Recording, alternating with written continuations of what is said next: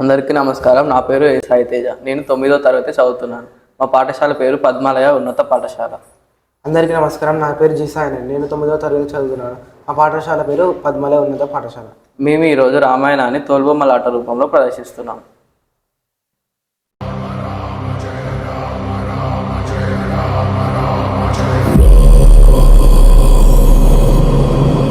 రఘునందన రఘునందన రఘువర సేవన రఘుపతి ఛాయన.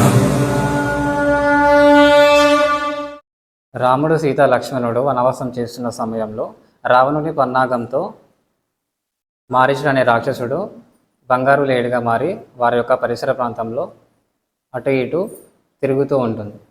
దానిని చూసిన సీత దానికి ఆకర్షితురాలై దానికోసం కావాలంట అని రామునికి చెప్తుంది.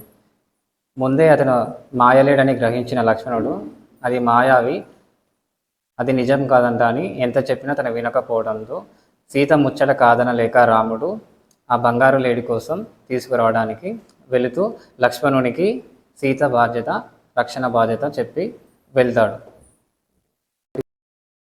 ఆ బంగారు లేడి ఎంత దాని వెంబడి ప్రయాణించినా దొరకదు. అంతూ చిక్కనట్టుగా మాయమవుతూ ఉంటుంది. రాముడు చేసేదేం లేక తన విల్లును సంధించి బాణం వదులుతాడు. అప్పుడు ఆ బంగారు లేడి సీత లక్ష్మణ అంటూ కింద పడుతుంది. సీత తన భర్తకి ఏదో అయ్యిందని భ్రమపడి లక్ష్మణునికి చెప్తుంది. మీ అన్నగారికి ఏదో ఆపద ఉన్నట్టుంది, వెళ్ళు లక్ష్మణ అని చెప్తే, మా అన్న మహాబలిశాలి, అట్లాంటి ఆపదలు ఏమీ ఉండవు, మీరు కంగారు పడకండి వదిన అంటానని ఆల్రెడీ చెప్పినా కూడా తను వినకుండా లక్ష్మణుని పొమ్మని చెప్తుంది. ముందు లక్ష్మణ రేఖ గీసి తన అన్న రాముని కోసం బయలుదేరుతాడు. ఇదే అతనుగా భావించిన రావణుడు లక్ష్మణుడు వెళ్ళగానే సీత దగ్గరికి జంగమ వేషంలో భవతి భిక్షాంతేహి అంటూ సీత దగ్గరికి వస్తాడు. అప్పుడు సీత, రండి స్వామి లోపలికి రండి, ఆతిథ్యం స్వీకరించండి అని చెప్పినప్పుడు అప్పుడు ఈ జంగమ రూపంలో ఉన్నటువంటి రావణాసురుడు ఆ గీత దాటి నా దగ్గరికి వచ్చే భిక్షం పెట్టు అని ఆజ్ఞాపిస్తాడు. అప్పుడు సీతాదేవి లక్ష్మణ రేఖ దాటి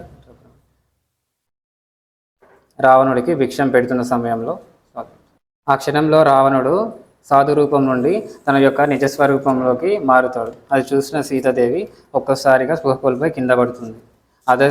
అదే సమయమని భావించిన రావణుడు సీతని ఎత్తుకొని లంకకి బయలుదేరుతాడు. బంగారు లేడిగా వెళ్ళిన రాముడి దగ్గరికి లక్ష్మణుడు వెళ్ళగానే ఒక్కసారిగా రాముడు ఆశ్చర్యపోయి, నువ్వెందుకు వచ్చావు లక్ష్మణ అంటూ తన తమ్ముడిని అడుగుతాడు. ఎంత చెప్పినా వదిన వినలేదని తన లక్ష్మణుడు రాముడి దగ్గరికి రాగానే వాళ్ళు కంగారు పడి ఆశ్రమానికి ఇద్దరు బయలుదేరుతారు. ఆశ్రమం దగ్గరికి వచ్చి చూస్తే సీత జాడ ఎక్కడ కనిపించకపోయేసరికి రాముడు ఎంతో శోకోన్ముఖుడయి అడువంతా గాలించడం జరుగుతుంది. అన్న రామునికి లక్ష్మణుడు ధైర్యం చెప్పి అడివంతా గాలిస్తూ వెళ్తూ ఉంటారు.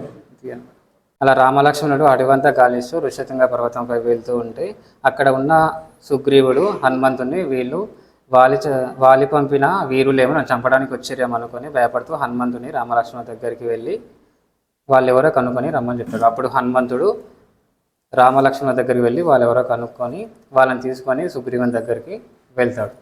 సుగ్రీవుడు రామునికి తన అన్న వాలి చేసినటువంటి అన్యాయాన్ని చెప్పడం వల్ల ఎలాగైనా సరే తన అన్న అయిన వాలిని చంపమని రామునికి ఆదేశిస్తాడు. అప్పుడు రాముడు వాలిని సంహరించడం జరుగుతుంది. దాని తర్వాత వానర సైన్యంతో సుగ్రీవునితో కలిసి రాముడు సీతాన్వేషణ కోసం బయలుదేరుతాడు. అప్పుడు రాముడు హనుమంతుడు మాత్రమే సీతాన్వేషణ జాడని తీసుకురాగలని నమ్మి తన యొక్క ఉంగరాన్ని హనుమంతునికి ఇచ్చి సీతాన్వేషణ కోసం పంపిస్తాడు. అప్పుడు హనుమంతుడు మొత్తం 7 సముద్రాలను దాటి లంకకు చేరడం జరుగుతుంది.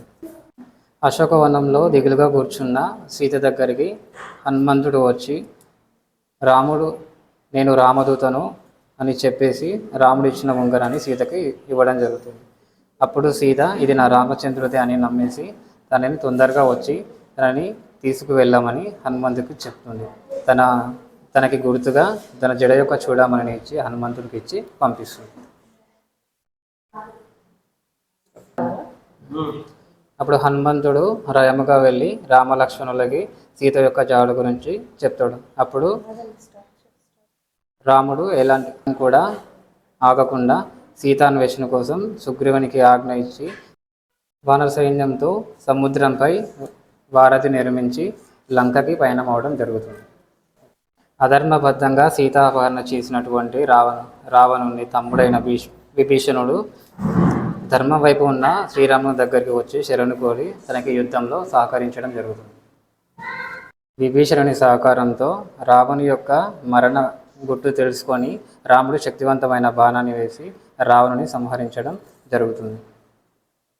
రావణుని సంహరణ తర్వాత రామలక్ష్మణులు అశోకవనంలో ఉన్న సీతాదేవి దగ్గరికి వెళ్ళి సీతారామ లక్ష్మణ సమేతంగా అయోధ్యకి తిరుగు ప్రయాణం అవుతారు. రామ కోదండ రామ రామ కళ్యాణ రామ రామ పట్టాభిరామ రామ రామయ్య రామ. ఇంతటితో తోడుబొమ్మలాట రూపంలో రామాయణ కథ ముగిసింది.